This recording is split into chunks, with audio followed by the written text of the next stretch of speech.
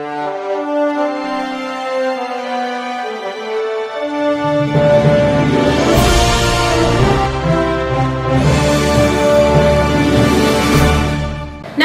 मी Shweta Pawar, city TV लाईव्हच्या बातमीपत्रात आपलं स्वागत आहे।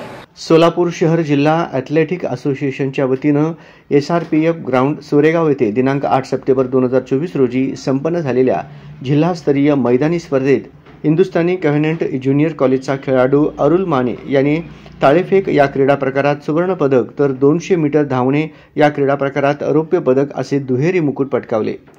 या घवघवीत यशाबद्दल हिंदुस्थानी कव्हेनंट ज्युनियर कॉलेजचे प्राचार्य एस्तर विनयकुमार, पर्यवेक्षक शिबा लाजरस यांनी अरुल मानेचे अभिनंदन केले व पुढील स्पर्धेसाठी शुभेच्छाही दिल्या।